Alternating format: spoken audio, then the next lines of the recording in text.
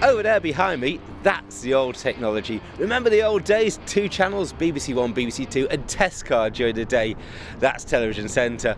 To my right is a new technology. Now we're doing 6 interactive streams on the internet, on connected TV. We're doing 3 red buttons, we're doing HD channels, all from the back of a truck here at Centre House. Lots of new technology, bringing you Glastonbury, bringing you lots of sport, bringing you Radio 1 Big Weekend. We're doing it all, and this is the future of the BBC.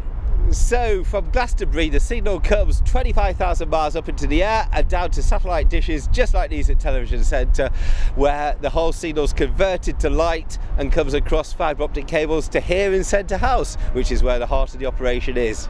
So it's not all about the internet. There is some traditional broadcasting. We've got 3 red button streams that come from here in Centre House to over there in the broadcast centre. That's where a place called Playout 9 is. That's presentation. That puts the red button to air. So one of the key things for broadcasters now and in the future is social media. That's what these guys are doing. They're clipping photos for the web, they're looking at people's blogs, at Twitter feeds, they're seeing what people are saying about the shows and making sure that the whole story gets out there so people really feel engaged with the output. Pirates in the street, that is what we are. No one in between. How can we be wrong? Sail the way we need to another world, and we rely on each other. Well, there's a lot that's different this year, but I suppose one of the kind of fundamental changes is over the years we have managed to bring more and more people away from site, which for the individuals concerned is a bit depressing, as you can imagine. But from a kind of efficiency point of view, we can do more than ever, and we bring everybody into one space, you can see here. So really important to audiences in the future is seeing stuff on demand and live via the web and connected TV. For this Glastonbury 2013, we were doing 6 live stages from Glastonbury to viewers who are watching on the web and via connected TV. These all go up to Salford via Stagebox, which is our method of carriage, where they go onto the encoders to be streamed for the whole of the UK to see.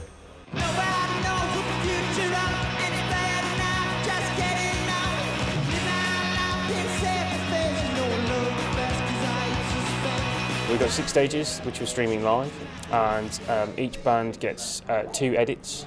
So there's a full set and a single track, which is for syndication purposes on YouTube. So today we've got, let me look at the chart, there's 86 clips just today. And we're currently about halfway through them, which is pretty good for this time of night. For previous festivals, we wouldn't be even a third of the way. In the room here, we've got the edit team and the upload team all sitting together, which is really good. The edit team can edit in 10-minute chunks, so as the content's coming in, they can start editing straight away. In previous years, we've had to wait for the whole set to finish, which obviously increases time. There's a lag. People have to stay later. You know, content gets delayed.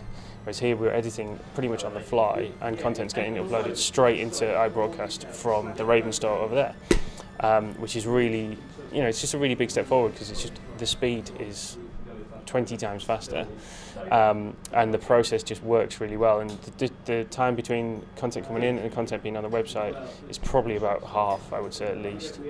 So we developed Raven in-house, the broadcast systems development team. And we developed it for Newsfax for use in trucks initially, but it's finding new homes all the time. We're using our Ravens to record our 6 incoming feeds, and then we are editing the recorded material straight off of the Ravens with the FCPs, and then rendering them back onto the Ravens so that we can transcode that material into a format that's friendly for our web publishing system.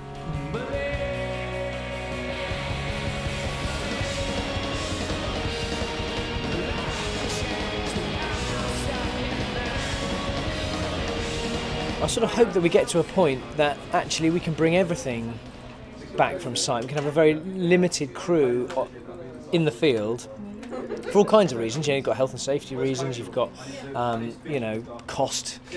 Just things are much more robust when you can deal with them in one place. So I would hope that we can build this operation out, and this has been a great test for us. Using the R&D resources here has been fantastic. It means we can just be in a much calmer environment. When things go wrong, we can assess them and identify them much more quickly. And we've seen that, even though it's still happening. So I'm a bit cautious about, thanking my lucky stars too soon. But we have seen a much more robust service delivery this time. I think much fewer process problems, fewer data problems. It's been a real success. So we're very happy with that. Thank you. Good night.